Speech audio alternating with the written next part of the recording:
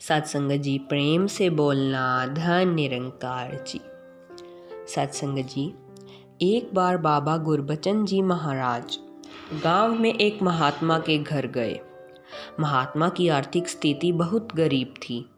थोड़ी सी ज़मीन थी, उसी में खेती करके अपना गुजारा बड़ी मुश्किल हो पा रहा था। जब बाबा जी ने संतों की हालत देखी तो कहा कि दातार कृपा करेंगे, आप इस बार धनिया बोना पूरे खेत में। संत ने बाबा जी के सम्मुख सहमति जता दी, पर बाबा जी के जाते ही उसने सोचा, ये भी कोई फसल है? थोड़ी सी कोई सब्जी लेता है तो उसको भी फ्री में दे दिया जाता है। और उसने गुरु के आदेश को ना मानकर सारे खेत में आलू बो दिए।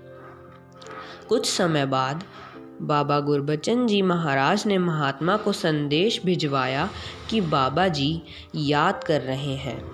अब तो महात्मा के पैर के नीचे की ज़मीन खिसक गई, पर यहाँ भी अपनी चालाकी दिखाते हुए आलू की क्यारियों के सहारे सहारे धनिया बो दिया और बाबा जी से मिलने पहुँच गए। बाबा जी ने पूछा, धनिया बो दिया? महात्मा ने हाँ जी में उत्तर दे दिया और गांव आ गए।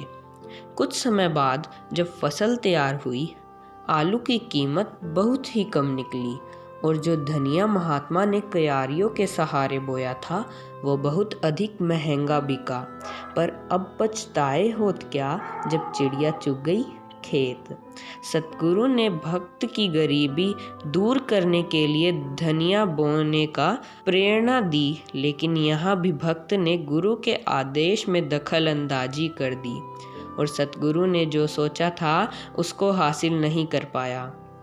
कहने का भाव है कि जो वचन सतगुरु या सतगुरु द्वारा जिन्हें सेवा सौंपी गई है उनके द्वारा आते हैं, हमें उन्हें जस के तस करके मानना है, क्योंकि हम इतने ज्ञानी नहीं हैं जो संत महात्माओं के वचनों को समझ पाएं। उनके वचनों के पीछे जो हमारा भला होता है उसे समझ पाएं।